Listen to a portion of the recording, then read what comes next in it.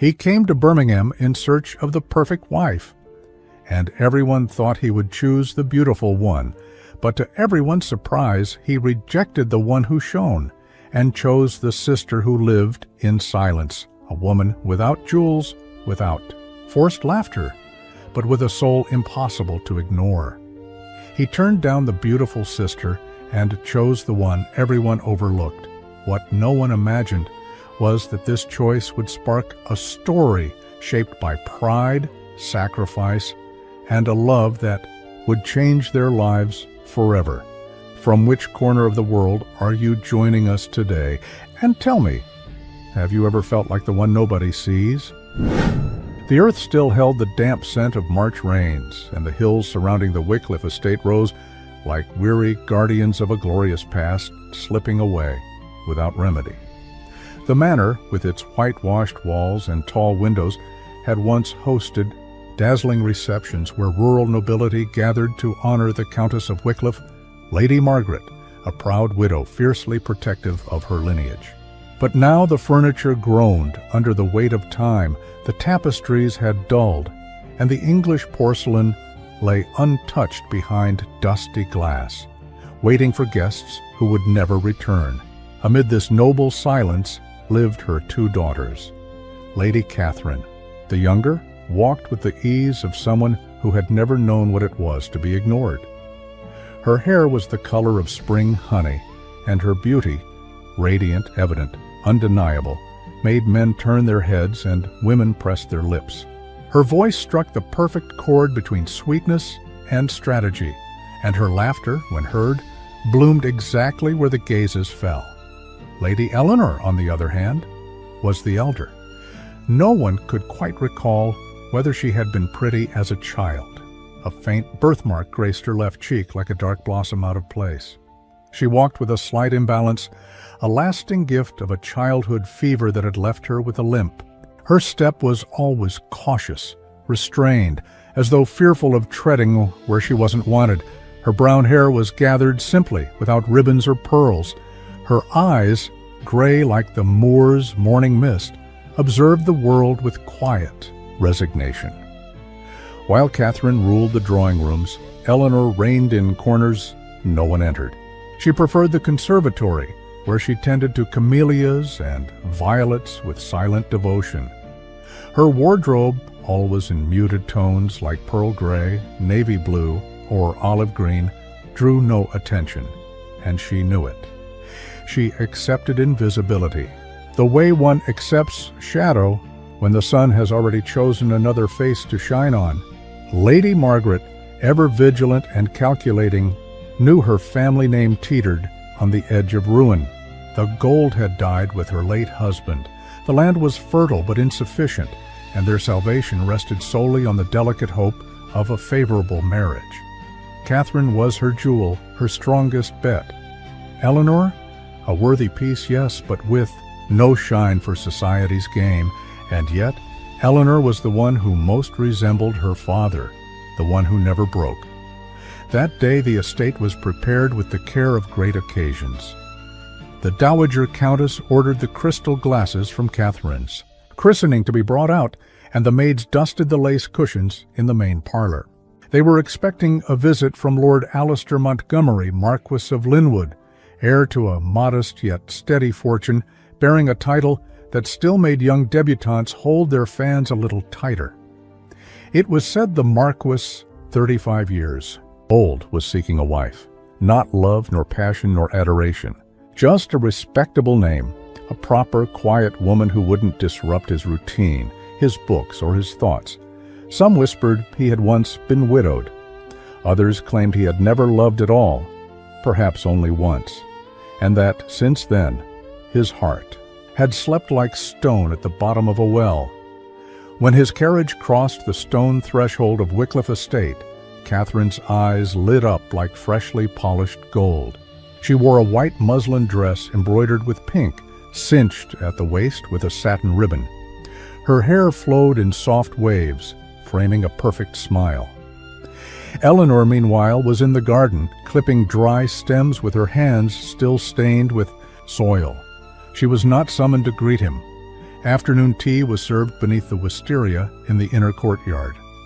The soft glow of twilight fell across linen tablecloths and enamel teacups. Lady Margaret spoke with carefully measured elegance. Catherine laughed as if each sound were a promise of tomorrow. Eleanor, seated slightly apart, drank her tea with the same composure she brought to every day, expecting nothing. Then, without raising his voice, Lord Montgomery spoke. "With all due respect to this house and to the Countess," he said, glancing at Lady Margaret, "I would like to request permission to court Miss Eleanor." The silence was as thick as the blackberry jam on the table.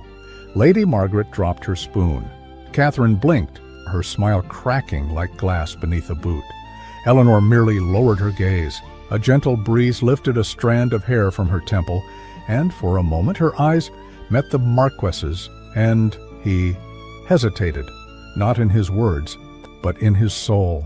Something in that woman, who had always been there, quiet, unassuming, struck him like a memory forgotten, as if he had seen her before in another time or another dream. It wasn't love, it wasn't desire, it was something more primitive and unsettling, a presence, a silent truth, a question without form.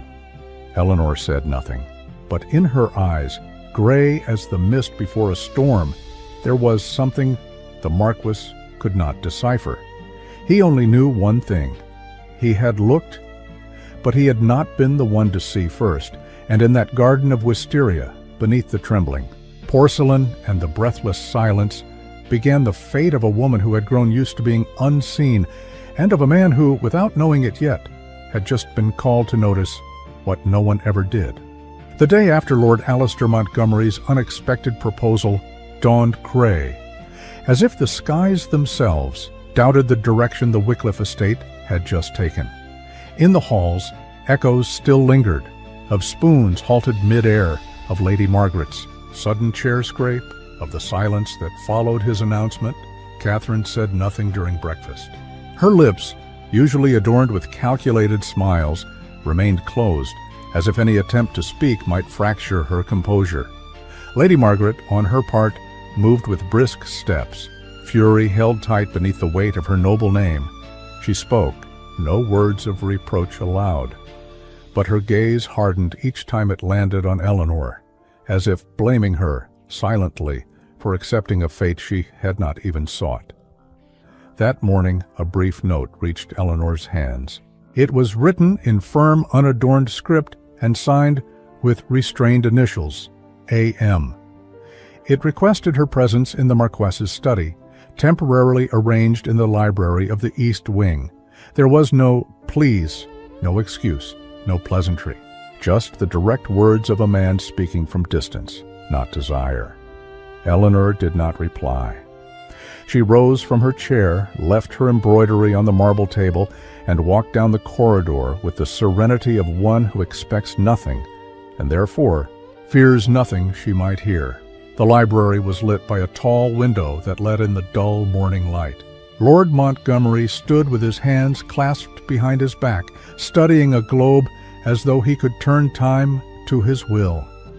His attire was impeccably austere, a dark frock coat, wool trousers, a burgundy vest without embellishment. His profile, caught in the pale light, looked sculpted hard, as if his flesh had accepted long ago to live within unbreakable stone. Eleanor made no announcement. She simply waited, and he, without looking at her, spoke.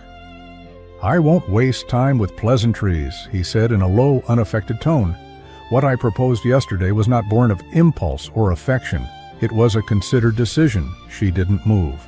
Her fingers simply intertwined at her waist. "My mother spoke to me this morning," he continued. "She wants to know my precise intentions. I imagine you do too." For a moment Eleanor thought of denying it, but it wasn't true. She expected nothing, but she did deserve clarity. She gave the slightest nod. Lord Montgomery turned, his gaze cutting through without ever touching. His dark eyes were at once wall and well. "My proposal is simple," he said calmly. "Marriage, a union of bloodlines, mutual respect, and social discretion. I am not seeking love, companionship, or emotion. You owe me no affection. I will offer no tenderness, only security, a preserved name, and a life without scandal. That is my offer." Something stirred inside Eleanor, not pain, not humiliation. It was recognition. At last, someone had seen her without cloaking it in illusion, and in that honesty, harsh as it was, there was a strange kind of respect. "And, why me?" she asked softly, without bitterness. "You could choose many," he didn't hesitate. "Because you are safe, not dangerous. You don't seek to please. You don't impose. You don't play games." There was such deliberate coldness in his words that it sounded like a transaction. And yet, beneath that layer of ice, Eleanor sensed a tension, as if each sentence was a shield, carefully forged to hide a lingering wound. "May I speak plainly?" she asked. He gave a slight nod. "I'm not offended by your proposal. Poi, lie would offend me, and you haven't told one. So yes, my lord, I accept." Lord Montgomery did not smile. He simply nodded like one signing a contract. Eleanor offered a short curtsy and withdrew. There was no emotion in her steps, no haste, no flush of color, only the calm resignation of someone who has lived in the shadows and learned to find comfort in the dimness. Catherine was behind the lattice in the corridor when Eleanor returned, her painted lips pressed into a thin line. She said nothing, but her eyes flashed with a venomous gleam of wounded pride. For her, the humiliation was not the marquess's rejection. It was the fact that the woman she had always looked down upon would now become the lawful wife of the man she had wanted for herself. That night, as the maids cleared the linens, and the house quieted beneath the sound of wind brushing the beams, Eleanor made her way to the reading room. She picked up a velvet-bound book and sat beside the oil lamp. She did not cry. She didn't even consider it. Her soul had been trained not to waste itself on the useless. From the hallway, footsteps echoed. It was Lord Montgomery's maid, a sharp-eyed brunette named Marina, carrying a tray of documents and an empty glass. Eleanor looked up when she noticed her pause. "Do you need something, Marina?" The young woman shook her head gently. "No, madam, but—" She hesitated briefly. "The Marquess spoke this afternoon with Captain Aranda, his old friend. They didn't know I was in the vestibule." Eleanor didn't answer. She only lifted an eyebrow with quiet interest. "He said—" Marina paused again. "He said, 'She isn't dangerous. She's invisible. That's why I chose her. She won't hurt me.'" Eleanor closed the book without force. Her face didn't change. Only her jaw tightened slightly. "Thank you, Marina. You may go." When the door closed, Eleanor allowed herself a moment of absolute silence. Her fingers ran along the book's cover. Invisible, not dangerous. Words tossed like soft knives. They didn't hurt. They only confirmed what she had always known. But for some reason, that night, she refused to fade. She refused to sleep. She refused to vanish.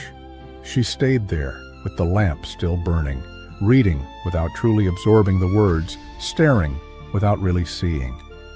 And in that space, suspended between duty and resignation, she felt something subtle, not hope, not pride, but a fragile fiber that refused to break. The soul of someone long denied, who still breathed. Elsewhere in the house, Lord Montgomery spoke to his maid. He had removed his coat and paced his study with an untouched glass in hand. Marina watched in silence, awaiting instructions. "What?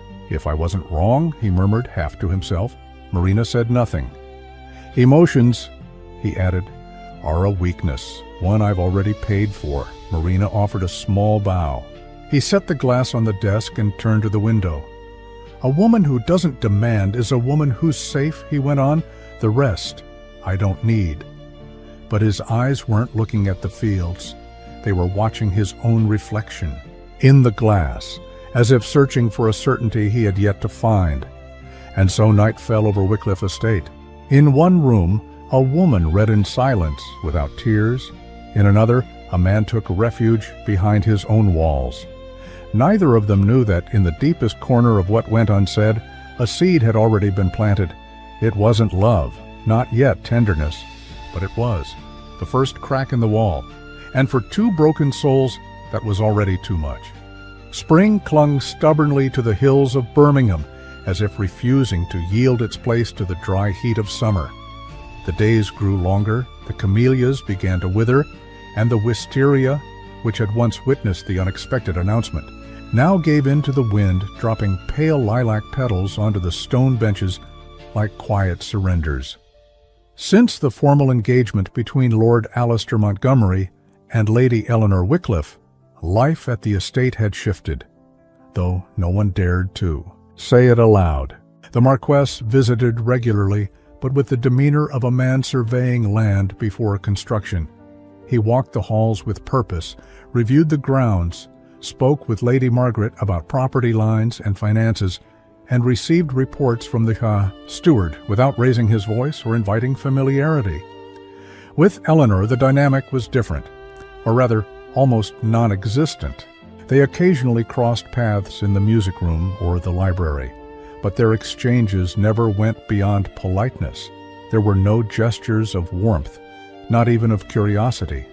And yet, there was something in the way he subtly turned his head whenever she entered a room. Just a second, a nearly imperceptible pause in his reading or walking, as if he sensed her presence and didn't know what to do with it. Eleanor, for her part, expected nothing. She had already accepted that her life would move along the narrow path of duty. No surprises, no promises. And yet, each time she saw him cross the courtyard, his frock coat unbuttoned and hands behind his back, her heartbeat shifted rhythm. Not out of hope, but something quieter. A tension she couldn't explain, one that kept her awake at night, staring at pages she couldn't read. One afternoon, while carefully pruning a wild rose bush at the far edge of the garden, Eleanor's heard footsteps on the gravel. She didn't look up. The warm sun touched her neck, and the earth smelled of fresh sap. She held the shears as though they were an extension of her thoughts, trimming what needed to go without regret. "Do you tend these flowers yourself?" a voice asked behind her. It was deep and calm, lacking affection, yet not unkind. Eleanor didn't turn. "I prefer things that grow in silence," she replied, as naturally as if commenting on the weather. Lord Montgomery didn't answer. He stood there for a moment, as if searching for something he couldn't find in her words. Then he walked away, leaving behind a heavy presence, full of something unnamed. That night, when Eleanor entered the reading room in search of a volume of Rousseau's essays, she noticed something strange on the center table. Resting on the polished mahogany was her favorite book, Voltaire's Philosophical Letters. The old gilded binding had been cleaned, perfect, as though untouched by time. She had searched for it weeks earlier with no luck. Now it was there. Beside it lay a small folded note in a firm, spare hand. "You are not insignificant." I didn't know how to see. No signature. None was needed. Eleanor picked up the book with steady hands, but her chest tightened. What she felt wasn't emotion, nor relief. It was a kind of aching recognition. She told no one, asked no questions. She simply went upstairs, sat before her vanity, and placed the note inside the jewelry box where she kept her father's cameo.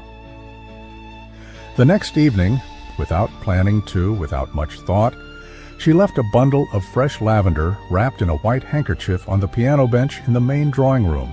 It wasn't a reply, it was a way to continue something that had begun without words. By dawn, the lavender was gone, and so began a silent language, spoken through gestures. A cup of tea discreetly left on the gallery table, a book placed on a garden bench, a handkerchief forgotten on a music stand.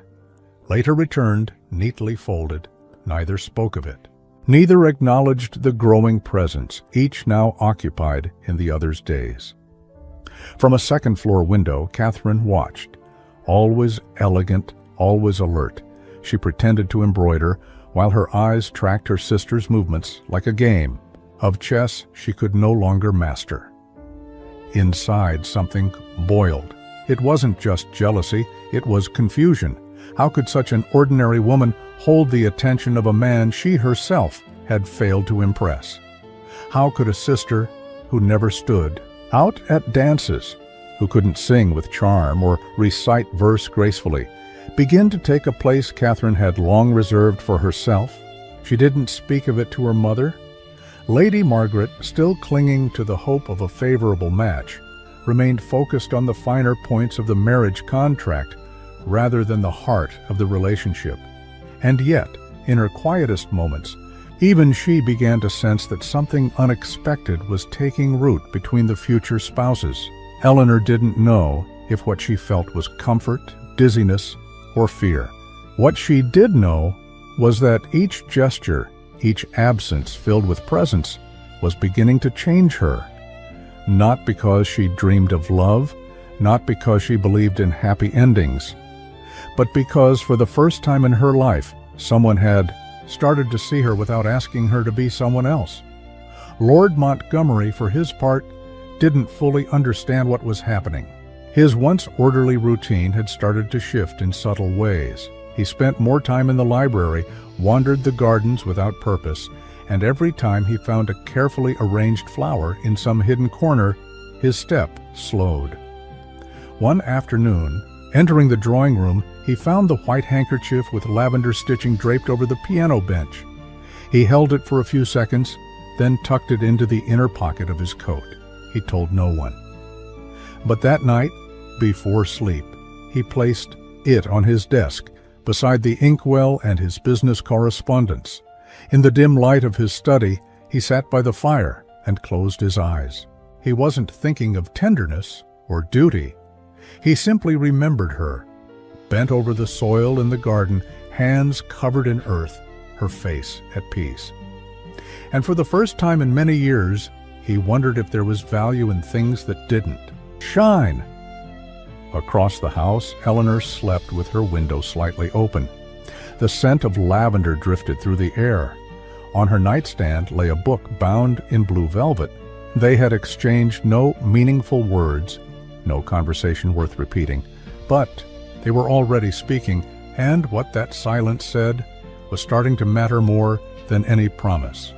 The last week of April arrived with the scent of freshly plowed fields and a sky so clear it seemed to offend those who carried storms within. Wycliffe Estate lay under that uneasy calm that precedes disorder. There were fresh flowers in the vases, spotless corridors, and silence lodged deep in every heart. Catherine returned one afternoon wrapped in mauve silk, her golden hair comb gleaming, her step light with the confidence of someone accustomed to admiration. She had just come back from a brief stay at her cousin Charlotte's home in Warwickshire, where she had attended soirees, riverside strolls, and parlor games in which her laughter had echoed with carefully measured sparkle. She returned with a different air, haughtier, sharper, as though her short time away had restored a shine she feared she'd lost. She embraced her mother with enthusiasm, kissed Eleanor's forehead with a surprising warmth, and complimented the rose bush blooming in the courtyard. But when her eyes met the marquess's, they darkened with something else. It wasn't longing. It was calculation, pride, bruised and wrapped in velvet. Eleanor didn't need words to understand that her sister had come back changed. Catherine had discovered or decided something during her trip. And though her lips still smiled, as always, her words began to carry hidden blades. In the days that followed, conversation at the dining table, in the music room, or even in the north, wing hallway became fertile ground for her disguised remarks. If anyone mentioned Eleanor's engagement to Lord Montgomery, Catherine would smile thoughtfully and murmur, "Ah yes, Eleanor has always been so meticulous, very good with ledgers and inventory. I suppose someone has to handle those things." On another occasion, while flipping through a book of botanical prints in the gallery, she commented sweetly, "Eleanor has a remarkable talent for practical matters. Planting, bookkeeping, pantry organization. It's like having a housekeeper, born into nobility." Eleanor didn't reply. Her silence was not submission, but a form of dignity that kept her standing tall even as others tried to pull her down. One evening, during a dinner attended by Lord Montgomery, the atmosphere thickened. There was roast pheasant, sherry wine, and a fruit tart no one touched. Catherine chatted animatedly about events in Warwickshire, eligible young ladies, and French music at the dances. Eleanor listened quietly, her gaze lowered, as though none of it concerned her. And then, like someone tossing a stone into still water to watch the ripples, Catherine said with falsely innocent delight, "At my cousin's, someone asked me what Eleanor was like. And I simply said the obvious. She's very capable, an expert in crops, taxes, and figures. Though I'm not sure that's enough to win a heart. Wouldn't you agree, my lord?" The silence that followed was heavy, like a wet cloth dropped over the table. Lord Montgomery, who had been eating without looking up, paused with his glass halfway to his lips and regarded her with an expression that wasn't quite anger, but something unmistakably close to quiet contempt. "What sustains a legacy is never dull," he said evenly. "What's truly tiresome is purposeless frivolity." Catherine blanched. Lady Margaret cleared her throat and pressed a napkin to her lips, pretending not to hear. Eleanor felt a strange tightening in her chest. It wasn't joy, nor relief. It was a mix of astonishment and something deeper than gratitude, something she couldn't name. Later that night, as she walked down the corridor toward her room, she saw him standing by the large window overlooking the camellia garden. His hands were in the pockets of his frock coat, his gaze lost in the dark. "Thank you," Eleanor said, stopping a few steps away. Lord Montgomery turned slightly. "It wasn't for you," he replied. "It was for the truth," Eleanor nodded, and before leaving, added gently, "Then thank you for not hiding it." He said nothing more, but he looked at her with different eyes, softer, less guarded, as if, for just a moment, he allowed himself to lower his defenses, as if he was beginning to see that Eleanor was not merely a safe choice. She was a presence, quiet, yes, but steady, and that was starting to unnerve him more than he'd admit. The following morning, the family made their usual Sunday trip to the chapel atop the hill, where generations of Wycliffes rested beneath moss-covered marble. Eleanor entered wearing her black lace shawl, a simple rosary threaded between her fingers. Her steps were steady, her head uncovered, and the cool mountain air brought color to her cheeks. During Mass, she never raised her eyes. She listened to each word from the priest, as though reading an ancient contract between her soul and fate.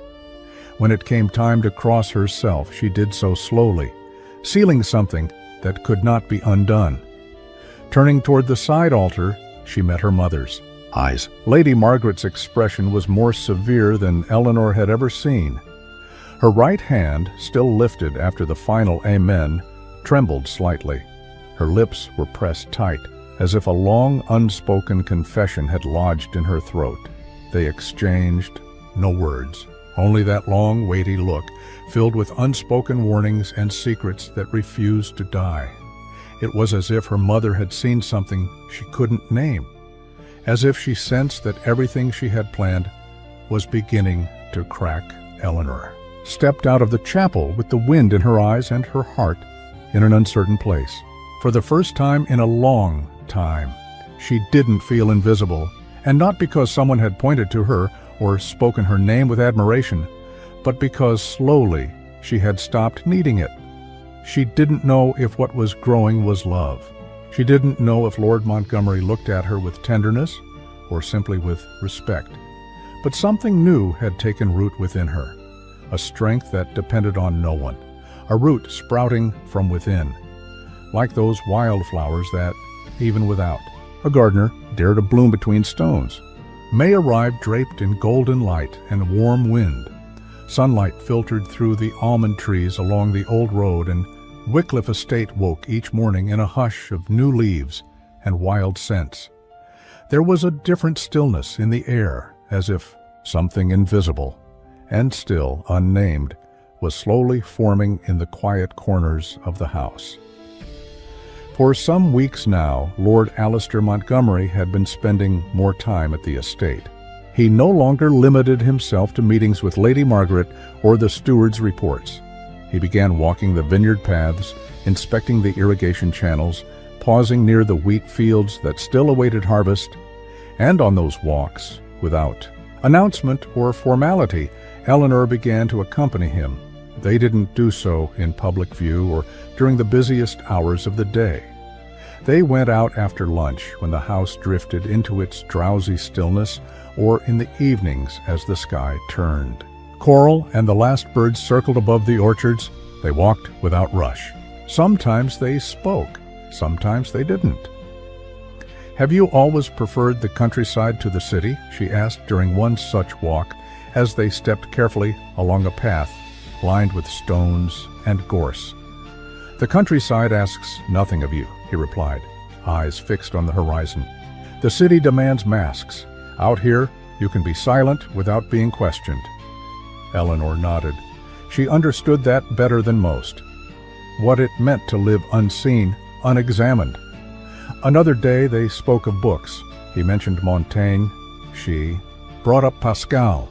They debated in low voices the weight of unmade decisions and the quiet power of ideas. At one point, a brief, reluctant laugh escaped Eleanor when Alistair recounted a childhood memory. "Falling into a pond while chasing a frog. I never knew why I wanted to catch it," he confessed, with a flicker of light in his eyes. "I only remember the cold water and my mother's laugh. The last time I ever heard it."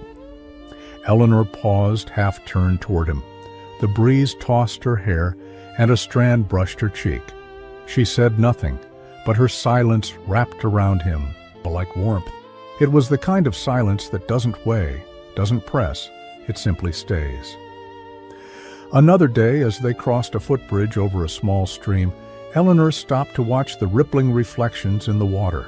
"My lord," she said softly, but firmly, "why did you choose me?" He went still. Her question carried no accusation, not even curiosity. It was simple, but heavy in ways words couldn't measure. He took a moment to answer. "Because you weren't going to ask anything of me," he said without looking at her. "Because I thought, with you, I'd be safe." Eleanor nodded, slowly, keeping her eyes on him. "And now?"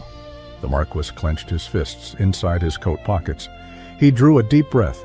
"Now, I'm afraid. I might be the one who needs you," he admitted. In a whisper, the wind carried off through the reeds. No more words followed. They continued walking. They didn't touch. They didn't look at each other. But the space between them had changed. Heavier, closer. They were no longer two figures sharing a path. They were two souls beginning to recognize each other in what wasn't said. That night, the house slept under the distant song of a nightingale. Eleanor was climbing the stairs to her room when she saw him, Lord Montgomery, walking the opposite direction, holding an oil lamp. He wore a dark velvet dressing robe, and his hair was slightly tousled, as if his thoughts had kept him from sleep. They met on the landing. Neither spoke. Eleanor gave a slight nod. He returned it silently. And as they passed one another, their hands brushed. It wasn't abrupt nor accidental. It was the gentlest of touches, just a whisper of skin, but enough for both of them to pause for a breathless instant. They didn't look at each other. They didn't apologize.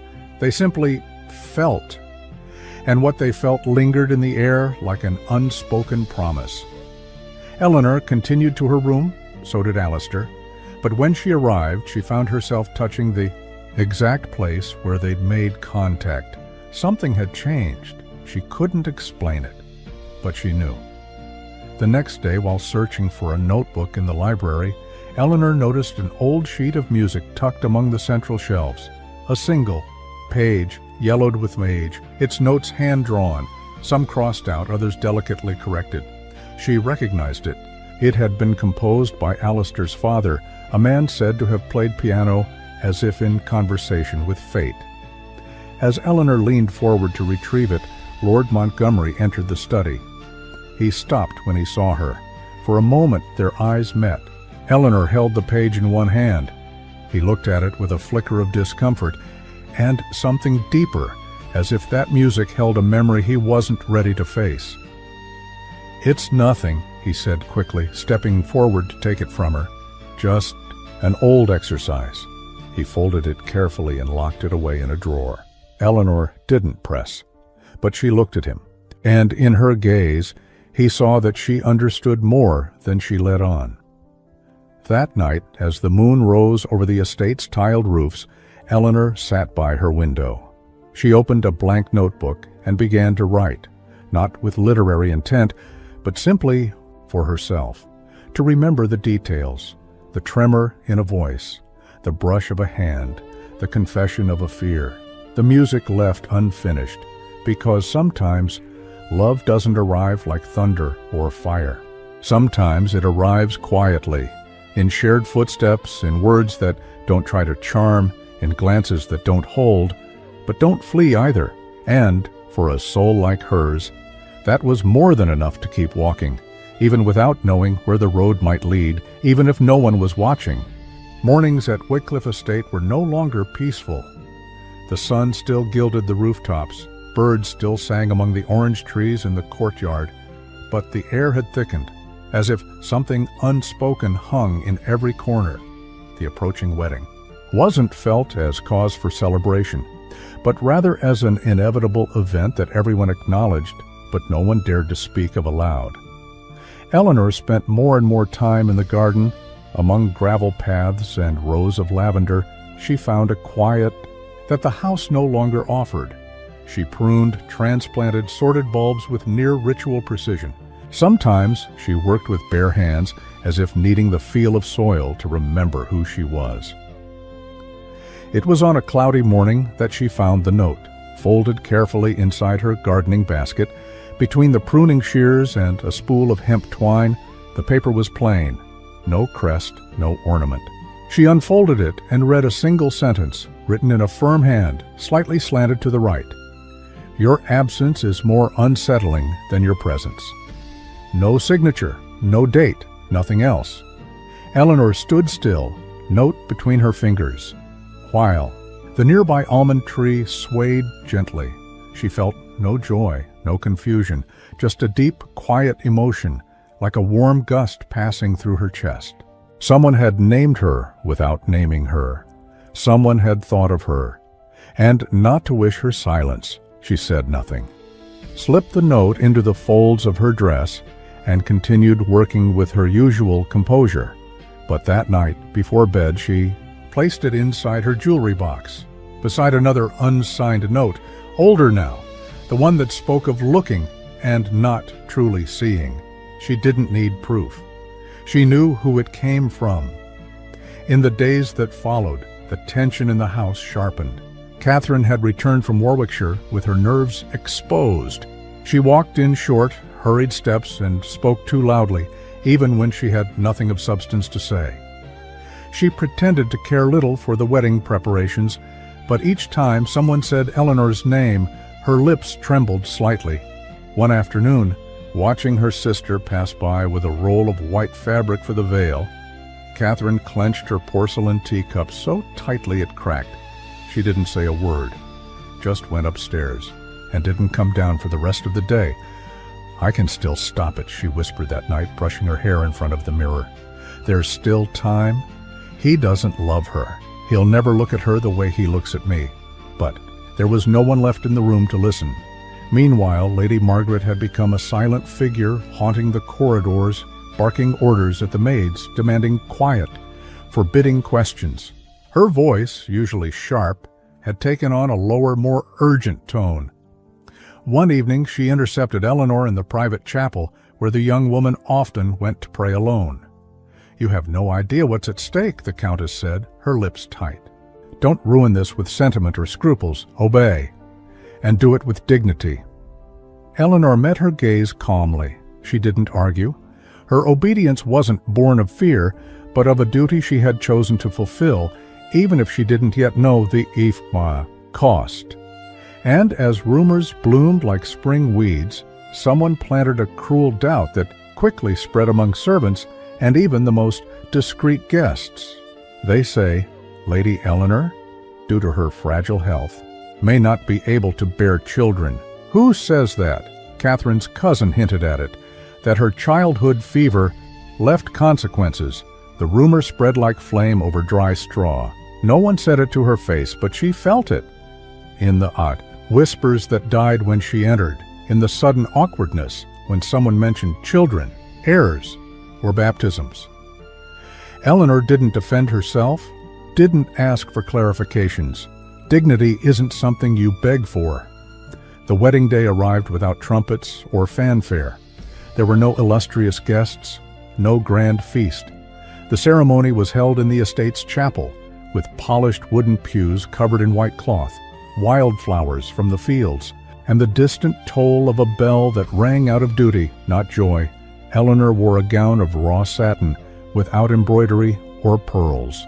Her veil fell from a simple mother-of-pearl comb, no crown of orange blossoms, only a small bouquet of lavender and hawthorn, which she held with the same calm she had carried all her life. Lord Montgomery waited by the altar. He wore a dark gray coat, a pearl-colored silk waistcoat, and a white cravat. His expression was composed but not relaxed. In his eyes there was a shadow, not doubt, not sorrow. Something else, something deeper, unspeakable. The priest read the familiar words. The congregation responded to the prayers in hushed tones.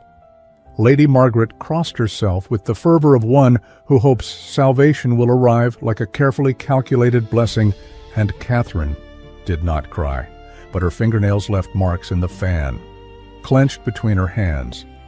Throughout the ceremony, Eleanor didn't tremble, didn't falter, didn't seek his gaze nor look away. She answered each question with a steady voice, like someone who knows there is no turning back from the choice she's made. Alistair, on the other hand, glanced at her from the side, not in shame, not in rejection. He looked at her like one studies a riddle, like someone trying to understand why such a quiet, modest presence unsettled him more than everything he had tried to avoid. When the priest spoke the final blessing, there was no applause. Just the shuffle of shoes on stone, a few cold congratulations, and the promise of a modest luncheon for the few in attendance. As they exited the chapel, sunlight broke through the clouds for the first time that day, and though no one said it aloud, everyone felt it. This wedding was not a beginning, it was a crossing, a quiet one, a dangerous one, and perhaps a final one. Eleanor descended the steps with steady steps. Alistair followed. They didn't speak. They didn't touch, but as they walked together toward the carriage, their shadows merged on the ground. And perhaps, though neither of them knew it yet, that was the first sign of something that refused to remain in silence, even if it bore no signature, even if it had no name. The morning after the wedding rose under a heavy fog that slipped through the fields like a veil hiding everything. Unspoken words, unfinished promises, suspended feelings. Wycliffe Estate stirred as if nothing had changed, and yet, within its walls, something had been sealed under the weight of silence. Eleanor awoke before the sun, not from anxiety or restlessness, but because her body, so long trained in duty and discipline, didn't know how to remain still when the world asked for motion. She lay there a few minutes, eyes fixed on the canopy above, not thinking, not feeling. Her veil was still folded neatly on the oak chair, her satin wedding dress hanging nearby, covered with a linen sheet.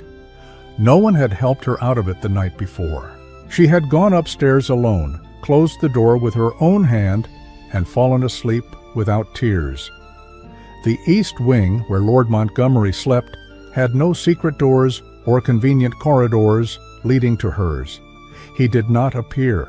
He didn't knock. He sent no message, no request. The house, as always, respected his rules. The maids cleared away the remains of the wedding meal without a word. The altar was dismantled without ceremony, and the priest departed with a modest purse and a weary expression. The days that followed carried the same restrained tone, Eleanor took on her new duties as lady of the house. She oversaw the kitchens, organized the account books, reviewed the winter stores, spoke to the staff with gentle but firm authority. Lord Montgomery, for his part, spent long hours in his study or the library. Sometimes he rode out at dawn. Sometimes he left without a word and returned after sunset. They rarely shared meals, only at formal occasions, and when they did, conversation was brief, respectful, but devoid of warmth. No one in the house commented on the distance. Everyone understood this marriage had not been forged from affection or desire, but necessity. And yet, something had begun to shift. One June afternoon, while the summer heat still hesitated, Eleanor awoke with a deep, unmistakable ache. Her throat burned, her head felt unbearably heavy, and her limbs were like lead. She tried to stand, but the room spun violently. Around her, she collapsed back onto the bed, too weak to call out. A maid found her hours later, still in her dressing gown, her face flushed with fever, her body clammy with cold sweat. The alarm spread quietly through the house. There were no cries, no frantic rushing. But doors closed swiftly, footsteps quickened, and the doctor was summoned at once. Lord Montgomery entered the room without announcement. He found Eleanor lying pale and motionless, her lips parted, her breathing shallow. He didn't ask questions. He didn't wait for permission. He removed his coat, rolled up his sleeves, and took the chair beside her. For the nights that followed, he never left her side. He cared for her with a steadiness that surprised even the staff. He placed cool cloths on her forehead, held her head as she sipped broth, moistened her lips with sugar water. He spoke no comforting words, made no grand gestures. He simply stayed, firm and silent, a constant presence. It was Marina, Eleanor's maid, who found the note. While tidying the clothes that had been left at the foot of the bed, she discovered a folded piece of paper tucked in the folds of the apron. She recognized the handwriting immediately. She didn't deliver it right. Away, she waited until the fever broke, and when Eleanor's eyes finally opened, clear though still tired, Marina placed the note in her hand without saying a word. Eleanor didn't ask. She recognized it instantly. She didn't read it. She didn't have to. She slipped it beneath her pillow. Later, when her strength returned enough to sit up, she placed it inside the small marquetry box on her vanity, the same one where she kept other unsigned messages. She closed the lid gently, as if it held something fragile that couldn't be broken. Lord Montgomery watched her from the chair beside the bed. He said nothing, but his eyes, for the first time, were no longer those of a distant husband. They were the eyes of a man who was finally seeing. He saw the pallor of her skin, the loose strands of hair at her neck, the faint shadows beneath her gray eyes. He saw the woman he had chosen for security, for convenience, out of fear. And yet now, that same woman stirred something unfamiliar in him, as if her frailty had revealed a strength he hadn't dared to recognize. When she looked back at him, he didn't turn away. They remained there, wordless, still, but connected by something deeper than obligation. It wasn't pity, it wasn't gratitude, it was a beginning, just a flicker of something that might become something they didn't yet know how to name. In the nights that followed, Eleanor slept with steadier breath. The fever eased. Lord Montgomery continued by her side, reading softly from old books, as though the sound of his voice could keep her tethered between dream and reality. He didn't offer tenderness, he offered presence. And for her, that meant more than any promise. On the fourth day, when the doctor declared the worst had passed, Lord Montgomery gave a quiet nod of thanks. He left the room only when Marina insisted Eleanor needed uninterrupted rest. That night, Eleanor stayed awake a long time. She listened to the hush of the house, the muffled steps in the hallway, the distant crackle of the kitchen fire, and, in that silence, she recalled each moment of her illness, the hand that held hers without grasping, the voice that gently called her back when fever pulled her under, the cold cloth on her brow, the cup of water offered without a word. They weren't acts of love, not yet, but they were acts of care, of real presence, and for a woman who had lived in the shadows, chosen for being unseen, that was a new kind of light, not blinding, but warm. The days passed. Eleanor regained her strength slowly. Lord Montgomery returned to his routines, though now his footsteps slowed slightly whenever he passed her door. They didn't speak of what had happened. They didn't name what they'd shared, but something had opened between them, something that couldn't be undone, because sometimes what grows from silence roots deeper, and what isn't said, when it is tended, starts to speak on its own. Eleanor recovered slowly, but she was no longer the same. The illness which had touched her body with burning fingers had left behind more than weakness. Something in her gaze had changed. It wasn't pride nor defiance, it was presence, a quiet strength born from knowing she had survived, and from knowing she was being seen. She returned to her duties with the same dignity that had always accompanied her, but now her steps carried a more deliberate rhythm. She didn't avoid glances. She didn't step aside when others spoke. She moved through the house as someone who knew every corner and no longer needed permission to belong there. The maids noticed it first, then the footman, and finally, Lord Montgomery. He said nothing, made no remarks about her movements or words. But every time she entered a room, his eyes followed her, not with desire, not with idle curiosity, but with the attention one gives to something that grows in silence, something that suddenly feels essential, and that unsettled him. Alistair, so accustomed to the absolute control of his emotions, began to avoid her without realizing it. He left earlier in the mornings, spent longer hours locked in his study, filled his evenings writing letters he never sent. When they spoke over meals, his tone was polite but clipped, and there was a tension in his manner that hadn't been there before. Eleanor understood. She didn't take it as rejection, but as resistance. She knew, without needing to be told, that something inside him was beginning to shift. And she also knew that in a man like him, such change never happened without a fight. One afternoon, while reviewing the storage inventories together, their fingers brushed as they turned the ledger pages. It was accidental, fleeting, but he pulled his hand back quickly, as if he had touched something that burned. Eleanor looked up. She didn't reproach him. Her expression was calm, steady, and that, more than anything, disarmed him. "You don't have to be afraid of me," she said quietly. Alistair frowned, eyes still on the page. "I'm not afraid of you," he said. "I'm afraid of myself." That night, Eleanor climbed the stairs with a heart full of questions, though peaceful. Her steps held no urgency, only a quiet anticipation. She sensed something was close to breaking, not in him, but in the image he had of himself, and she was right. That same night, when the house had gone still and the candles flickered out one by one, Eleanor went to the library in search of a book. She entered with a lit lamp, letting its golden glow fall across the high shelves, the heavy drapes, the velvet-upholstered furniture.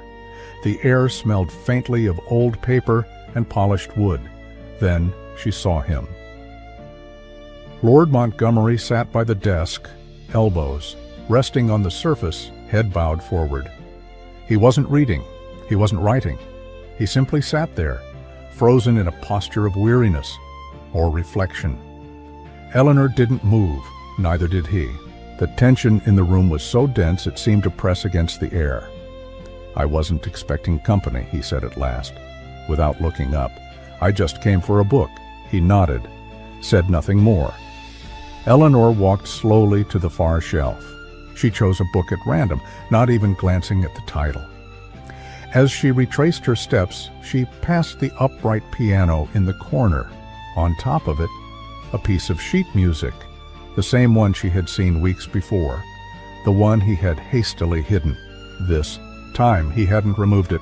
In fact, it looked like he'd left it out on purpose.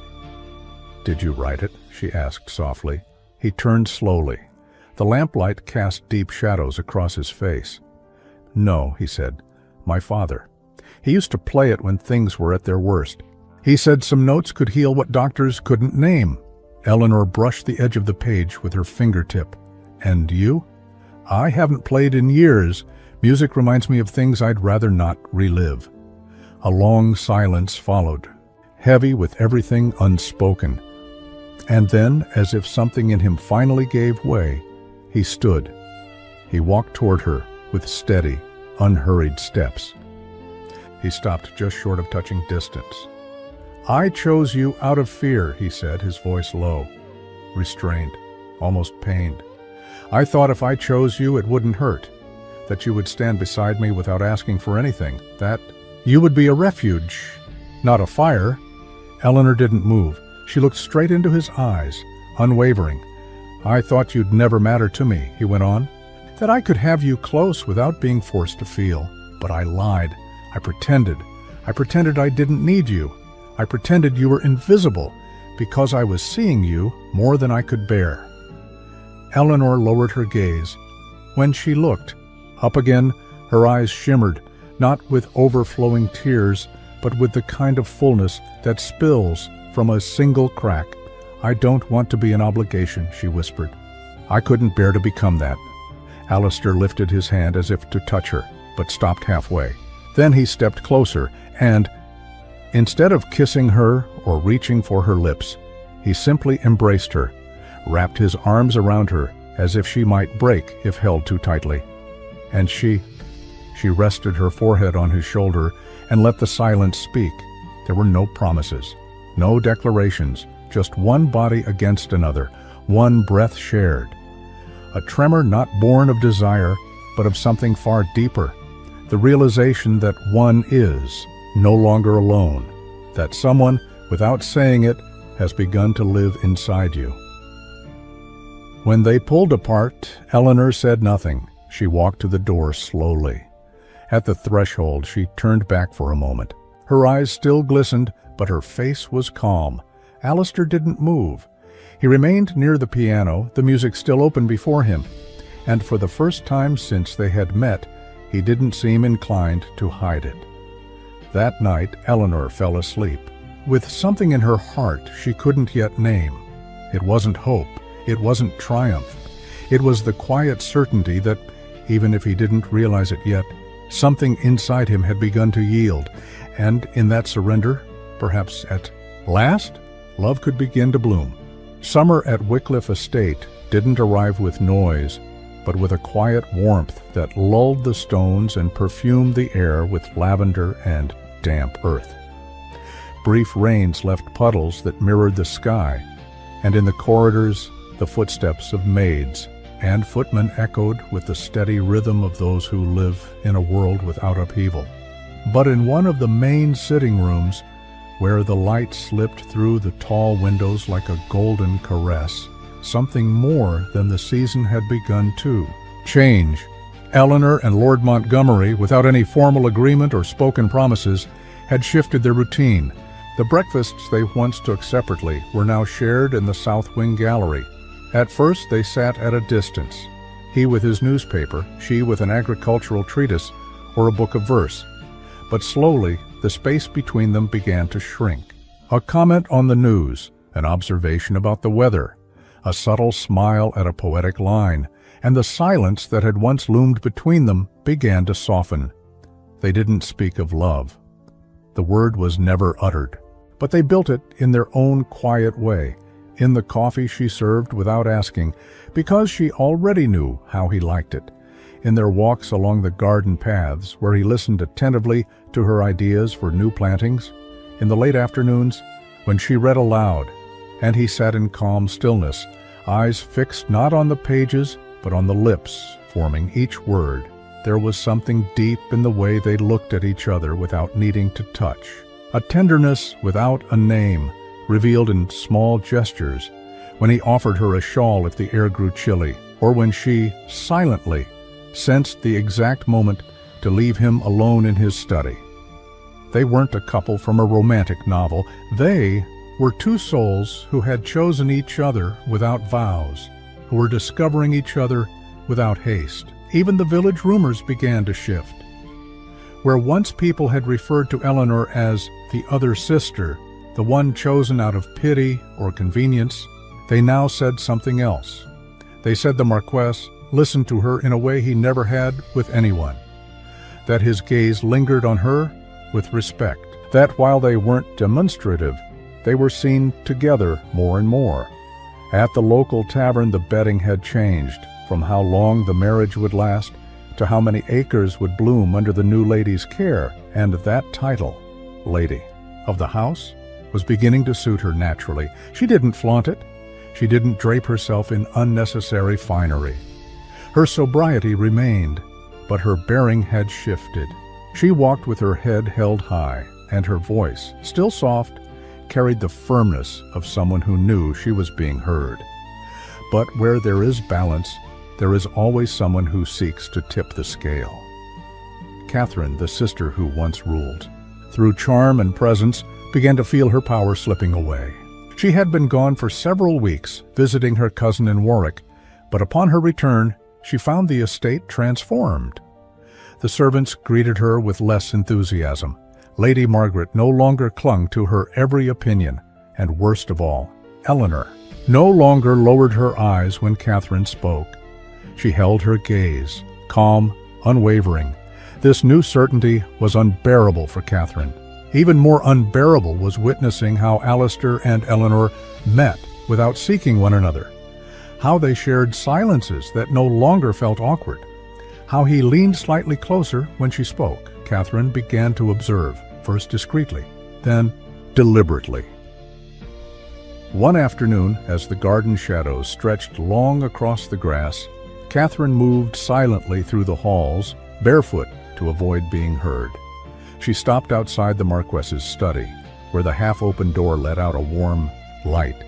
Inside, Eleanor and Alistair were having tea, seated across from one another. Eleanor was laughing softly at something he had said, and he looked at her with an expression only seen when every wall has been lowered. "I didn't know you still remembered that melody," Eleanor said quietly. "I did," Alistair replied. "I just never dared play it again until you looked at it like it mattered." "Everything we keep hidden," she whispered, "is usually what belongs most to us." Catherine, hearing those words, felt the ground shift beneath her. It wasn't just Eleanor's voice that stung, it was the intimacy, the quiet bond. That kind of tenderness Catherine had never known with Alistair or with any man, no matter how hard she had tried. She stepped back without making a sound, but her chest burned. She knew now that disdain would no longer be enough. Eleanor was no longer a shadow easily dismissed. If Catherine wanted to reclaim what she believed was hers, the center, the attention, the influence, she would have to act. And she would, because if there was one thing Catherine couldn't stand, it was losing without a fight. That night, the full moon cast silver over the walls of Wycliffe Estate. Eleanor slept with the calm of someone who had found a quiet corner of peace, and Alistair, alone in his study, remained awake, his eyes resting on the music sheet atop the piano, a faint smile playing on his lips. Somewhere else in the house, however, a restless mind was already plotting, because while love grows in silence, so does envy, and not always does the one who loves most prevail, but the one who knows exactly where to press the thorn. The grand halls of Wycliffe Estate had not hosted a ball in over 3 years. The crystal chandeliers had remained covered with linen cloths, the waxed floors used only for the quiet rhythm of daily footsteps, and the orchids from the greenhouse adorned only the most private corners of the house. But that afternoon, with servants rushing about to light candles, polish candelabras, and hang garlands of magnolia, everything suggested that tonight would be an exception. Catherine had orchestrated every detail. With her sweetest smile and most charming tone, she had convinced several noble families from the region to accept her invitation. The ball wasn't in her honor, she was merely the hostess, but everything bore her signature, from the wine-colored curtains to the musicians traveling in from London. The official reason was a celebration of the blooming fields, but everyone knew the real motive. Catherine wanted to reclaim her place in the household and in the heart of the man who never truly loved her. By dusk, the house gleamed with a near-magical glow. The scent of flowers mingled with the expensive perfumes brought from overseas, and the murmur of early conversations floated through the air like a promise. Catherine descended the staircase in a dark green satin gown, a golden, snake-shaped brooch securing her lace shawl. She was radiant, and she knew it. Everything about her spoke of control, of cunning. Her goal was clear: to humiliate with elegance, to rule without raising her voice. Eleanor was slow to come down. She wore an ivory dress, unadorned but with an elegant drape that highlighted the calm dignity of her posture. She wore no jewelry aside from a pair of pearl earrings inherited from her grandmother. She entered the ballroom not seeking glances, not craving attention. Yet she received it. Guests, seeing her on Lord Montgomery's arm, didn't know what to say. Some whispered about her understated beauty.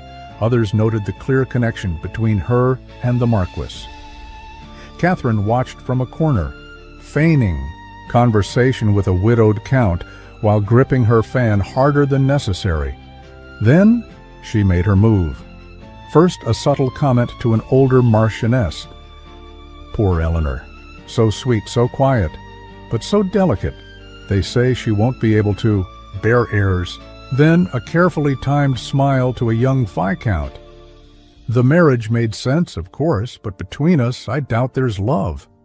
The words spread like poisonous ivy, not shouted, not scandalous, just rumors, hints, and in high society those cut deeper than any accusation. Eleanor didn't hear them.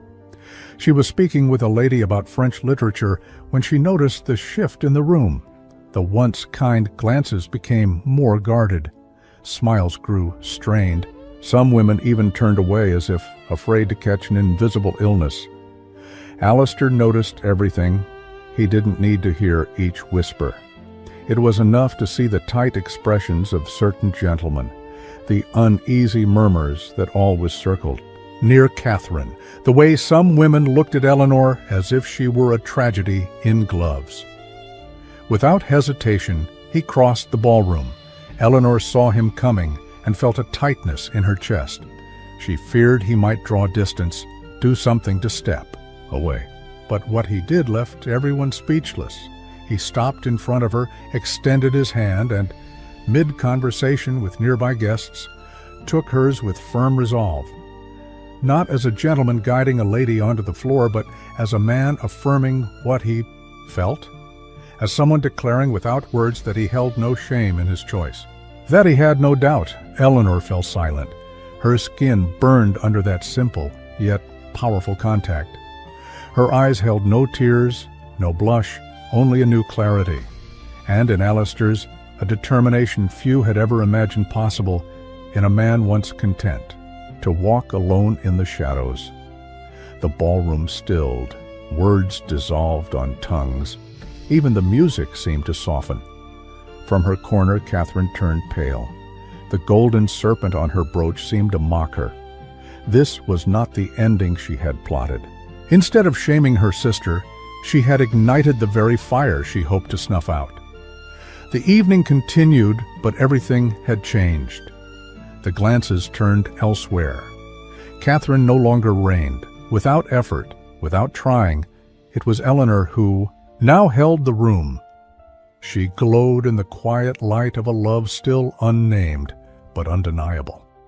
That night, when the house had fallen silent, Alistair did not return to his room. He walked to Eleanor's door, pausing as if still uncertain, but he didn't hesitate. He knocked once. She opened it without surprise. Neither spoke. He entered and stayed. It was not a night of passion or stolen kisses. It was a night of presence, of steady breathing, of two bodies that no longer feared each other. They shared the bed like two people sharing a secret. And for the first time since that marriage forged in cold silence, there was warmth. Later, while he slept, Eleanor rose, quietly. She walked to the library, lit a small lamp, and sat before her jewelry box. She opened the walnut lid carefully. Inside, among a few family trinkets, lay the unsigned note. She took it out. She read it again. "Your absence is more uncomfortable than your presence." For the first time, she smiled. Reading it, then, without thinking, she brought the paper to her lips and kissed it, not as one kisses an anonymous letter, but as one honors a wound that has turned into a root. Because now, she knew that those words, whether born of cruelty or denial, had marked the beginning of something real: silence. Once their constant companion was no longer a wall, it was a bridge. Morning spilled in golden threads over the rooftops of the Withmore estate, as if summer, still not quite arrived on the calendar, was beginning to announce itself with the scent of hay and ripened light. Eleanor woke with the first rays filtering. Through the lace curtains, her body felt light, no fever, no anxiety, just a new kind of silence, one that didn't come from absence, but from peace. Don Alistair hadn't visited her that night, nor did she expect him to, and yet it didn't hurt. The room still held his presence: a sprig of lavender on the bedside table, a carefully placed book by Montaigne, a folded blanket at the foot of the bed. They weren't declarations, they were gestures, and in them Eleanor had begun to read, a language more sincere than any whispered promise. She descended the stairs with quiet confidence, wearing a slate blue dress that draped elegantly over her figure. Her limp, less visible when she moved with calm, did not mark her steps that ceased. Morning, she wasn't walking to please anyone nor to be seen. She walked because this was her home, her life, her place. In the dining room, Don Alistair was already waiting. He wore a graphite-colored frock coat, a neatly tied cravat, and a small white rose freshly cut and tucked into his lapel. When he saw her, he stood, not hastily, but with a courtesy he hadn't shown in the early days of their marriage. "Good morning, Eleanor," he said, his voice carrying a new tone, not sweetness, but genuine respect. "Good morning, Alistair," she replied, meeting his gaze without hesitation. They had breakfast together, as they had many times before, but something had shifted. She noticed the way he looked at her, not intrusively, but as one who witnesses something beginning to bloom. And when she set her cup down on the porcelain saucer, her fingers trembled slightly, not from nerves, but because that deep, steady gaze was beginning to stir something long dormant inside her. After breakfast, they rode out together to visit the lands of the estate. The property stretched into rolling paths flanked by vineyards, orchards, and olive groves, and the carriage moved slowly, giving their eyes time to rest on the landscape. In every village they passed, peasants came out to greet them.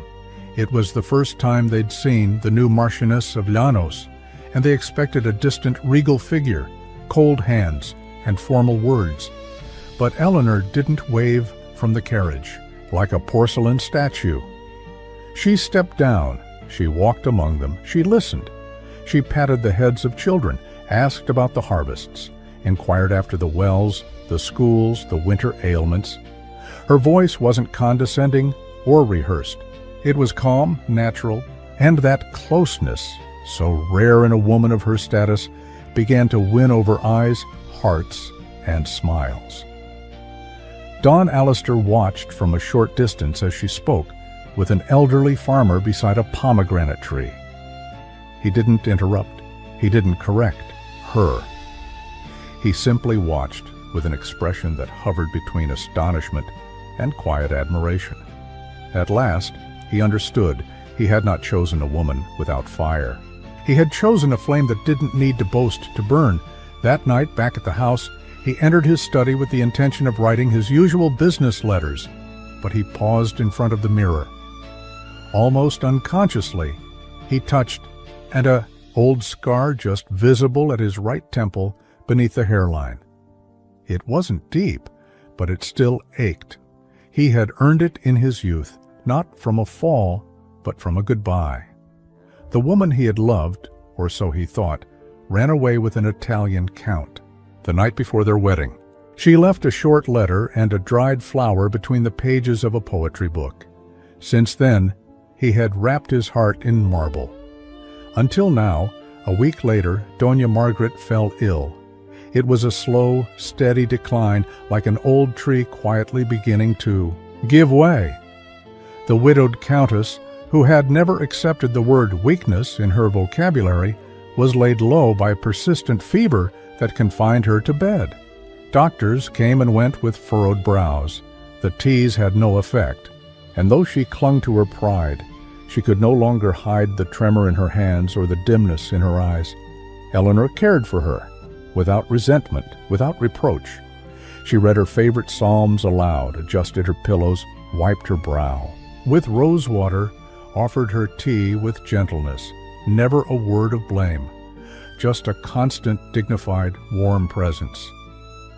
One early morning, as the wind moaned through the beams and the house slept beneath a moonless sky, Dona Margaret opened her eyes and reached for her eldest daughter's hand.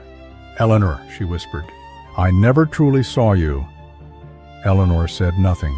"I made you live in the shadows. I always thought of you as a duty, not a soul." Eleanor leaned in and whispered, soft as a feather's touch, "I didn't live to be seen. I lived to be worthy." The Countess closed her eyes. There were no tears. Just a slight tremor of redemption, as if that simple sentence had restored meaning to a life lost in pride. She died at dawn. Eleanor didn't cry in public. She didn't collapse onto the coffin or shroud herself in theatrical mourning, but that night, alone in her room, she opened the jewelry box where she kept the unsigned love notes and added a lock of white hair tied with black ribbon. Because even the hardest mothers, when they leave, carve a strange hollow in the flesh. The following days passed in quiet solemnity. Catherine, more absent than ever, did not return for the morning. The visitors dwindled, and for a time, the house wrapped itself in a respectful stillness. Then, one afternoon, as the rain began to perfume the soil with the scent of ancient memory, Eleanor entered the music room, perhaps without thinking, or perhaps not. She sat at the piano, placed her fingers on the keys with a slowness that felt almost sacred. The velvet of the bench creaked beneath her dress, and the air held the kind of electricity that precedes something rare. Before her, on the music stand, lay the forgotten score, the one he had hidden for years, the one her father had composed but never played again. Eleanor began to play. She wasn't a virtuoso. She didn't try to be. But her fingers, thin and pale, pressed the notes with a tenderness born of soul, not technique, and the melody, melancholic and beautiful, expanded through the silent halls like a long, healing sigh. Alistair listened from the doorway. He didn't speak. He didn't enter. He didn't interrupt. He watched her with a mixture of longing, awe, and quiet affection. As if, at last, everything he had feared to feel had transformed into grace. Eleanor didn't see him, but she knew, and in that music, in that room where everything had once been denied and now gently given, something profound occurred. Two wounded souls found the same melody, one that didn't speak of yesterday or tomorrow, only of the present, of what endures when it's finally allowed to bloom. And she, Eleanor of Withmore, was no longer the overlooked sister. She was the rose that bloomed among ruins. And he, Don Alistair Montgomery, was the man who had learned at last that not every scar means defeat. Some are paths. Spring arrived like a long, soft exhale across the lands of the estate in Birmingham, infusing every corner with new life and fragrant silences. The fields turned green with a vibrancy that seemed to rise from the soul of Wycliffe Manor itself, and bold birds sang melodies that drifted in through the open windows like nameless blessings. Everything was in bloom, but nothing compared to her. Catherine left quietly. No long farewells, no tears, no hugs. At dawn, her carriage vanished into the mist of the old road, leaving only the scent of expensive perfume and unspoken words behind. She claimed to be heading to London to clear her mind, though everyone knew she left defeated. The mirror that once reflected her confidence now reflected a woman who failed to see the roots of what thrives in silence. No one stopped her, not even Lady Margaret, whose portrait in the Great Hall regarded Catherine's departure with the same stern stillness, even in death. Eleanor, however, stayed behind in the South Gallery, seated at the wrought iron table. With a cup of tea in her hands, gazing at the blooming almond trees, she didn't ask about her sister. She didn't comment on her departure. She didn't need to. She understood that some farewells happen in the heart long before footsteps cross the threshold. That same month, work began without warning on the northern end of the estate. Workers arrived at dawn and departed at dusk, hauling beams, glass, panels, and iron structures from afar. Eleanor didn't question it. She watched from a distance, quietly aware that sometimes answers arrive on their own.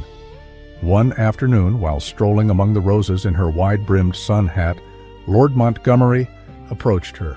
His hair was slightly tousled by the breeze, and he wore a restrained smile as though guarding a secret. "Shall we go?" he asked, extending his hand. She took it wordlessly. Together they walked along familiar paths, crossing fields still, damp from recent rains, until they reached a newly built structure, unfinished but already standing with the promise of permanence, the greenhouse. Spacious and arching, its high glass panes reflected light like mirrors to the sky. Inside, the scent of fresh earth mingled with delicate aromas of camellias, white, pink, deep crimson, dozens of them arranged carefully in light wood planters, paths lined with stone. "I had these brought from Cornwall," he murmured, watching her take it in. "Each named as you would choose them, as you do, and understand them." Eleanor regarded him, not surprised, but with that quiet wonder born when the soul is touched gently. "Why this?" she asked softly. He took a steady breath, meeting her gaze. "Because here is where I learned to see you, and I want a place that bears your mark, even when you don't touch it." Eleanor walked through the greenhouse slowly, her steps deliberate, her hand resting lightly on her now rounded belly. No words were needed. Her body spoke clearly. The child she carried was not merely the result of a union born from convenience, turned destiny. He was the living seed of a story that had begun with a mother's dismissal, a sister's silence, and a man's resistance, and had grown into love. In the village, opinions shifted too. She was no longer called the other sister.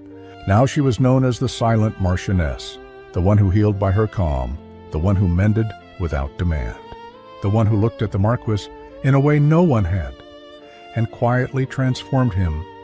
Some said she had cast a spell, others called her a saint. But the wisest, those with soil under their fingernails and work in their hands, knew Eleanor didn't cast spells. She simply loved without show. And in a world of shouting voices, that is as close to a miracle as one can get. Every afternoon they walked together, Eleanor and Alistair, hand in hand, sometimes in silence, sometimes sharing thoughts without hurry. They owned the fields, but never walked with arrogance. They walked as though offering thanks to time, to each other. One evening, as the sun edged toward its decline and the sky shimmered with ochre and coral, Alistair paused under a flowering cherry tree. He slid his arm around her waist and leaned in to whisper against her ear. His words, barely more than a breath, settled into her soul like petals on still water. It wasn't fear, it was destiny. And this time, I choose you with my heart. Eleanor closed her eyes, not from overwhelming emotion, but from gratitude, from peace, from truth. She smiled, a new kind of smile, not one of resignation or polite duty, one who is no longer afraid to be seen, who no longer hides, even from herself, the smile of a woman fully alive. That night, the library waited in quiet dusk. Oil lamps burned with peaceful flames. The fireplace crackled softly, and the only other sound was the rustle of pages touched by careful fingers. Eleanor climbed the steps with a book in her hands, not to read, but to leave something behind. She opened the well-worn volume, one on essays about the human spirit, and gently tucked a yellowed, fragile page inside. It was the unsigned note she'd found earlier in her gardening tools, the one that said, "Your absence is more unsettling than your presence." She didn't do it out of nostalgia or sentimentality.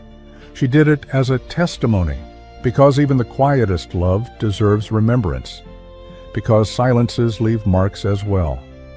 And sometimes the truest love doesn't rise from what is proclaimed, but from what endures after all else has fallen silent. With a measured hand, she closed the book and placed it back on the shelf, planting a seed that didn't need to bloom for the world to see. Then she extinguished the lamp and walked out. Before crossing the threshold, she paused. Alistair stood in the doorway, silent. His eyes spoke to her, to the woman who had been invisible, to the girl who grew up without applause, to the wife who arrived without promises, to the mother now forming inside her own body. And in that shared look, there was no fire, no rush, just a mature love, deep, one that doesn't fear silence nor needs adornment, one that remains, one that even in the shadows blossoms. That night, Wycliffe Manor at last became the home of two souls who had learned, one to be seen, the other to truly look. And through that shared lesson, Eleanor ceased to be invisible. She wasn't the sister who lived in the corners anymore. She was the rose that survived winter. She was the legacy of the woman who, in her quiet tenderness, transformed a man who believed he did not know how to love. She did it not with grand words, not with scenes, not with noise, but with the invincible strength of love that doesn't demand but transforms, with love that doesn't impose but stays. 10 years had passed since that spring when Eleanor first laid her hands on the forgotten sheet music. A full decade had drifted over the fields of Birmingham, like the wind through barley, silent, constant, inevitable. And yet, some things neither time nor silence could erase. Wycliffe Manor still stood, more alive than ever. The camellias in the greenhouse, no longer new, bloomed with the stubbornness of all things deeply rooted in fertile soil. Each season brought a different explosion of color, and visitors from nearby counties and even abroad often said the place wasn't just a greenhouse, but a sanctuary shaped by quiet love. The Marchioness Eleanor Montgomery, now 37, walked the garden paths with steady steps, though still with a slight limp. Her figure, fuller now, retained the same dignified elegance that had set her apart since youth. Her hair, simply pinned, bore the first silver strands with pride. She never hid them. Each one was a testament to a life lived with depth by her. Side the marquess, Alistair was often seen, his temples grayer now, his gaze softer. He wasn't a man transformed, but a man revealed. The silence that once shielded him now allowed him to listen better, to observe with tenderness. In the village, it was said he never raised his voice, and that when he spoke his wife's name, he did so as if uttering a prayer. They had 3 children. The first, a girl named Clara, was born in the middle of a summer storm, with her mother's gray eyes and her father's early seriousness. The second, a boy named Julian, came 2 years later, dark-haired, serene. The third, Esperanza, arrived unexpectedly, with a soft cry and a smile that melted even the sternest hearts. The children grew up surrounded by books, rich soil, music, sheets, and old stories. They knew by heart the tale of how their mother had taught the stone man how to feel, and they listened to it the way one listens to stories that may sound like fables, but are undeniably true. In the village, things changed as well. The women began meeting once a month at the old schoolhouse, where Eleanor started a reading and sewing circle. There they shared not only recipes and prayers, but letters, thoughts and dreams that had long remained unspoken. Girls learned to read without being told to stay quiet. Men no longer saw the Marchioness as a distant figure, but as a steady presence, one who listened and demanded with fairness. She was respected not for her title, but for her unwavering presence. Catherine never returned to the manor after her departure. She settled in London, where her life was filled with noisy social affairs, marked by banquets, gossip, and disappointment. She never married. She lived surrounded by mirrors and memories, longing for a place she had refused to call home. Some said she still wrote letters she never sent. Others claimed she collected newspaper clippings with mentions of the marquess and his wife. The last known image of her showed her standing by a window, alone, with an old snake-shaped brooch gleaming. On her chest, an empty token of a battle long lost.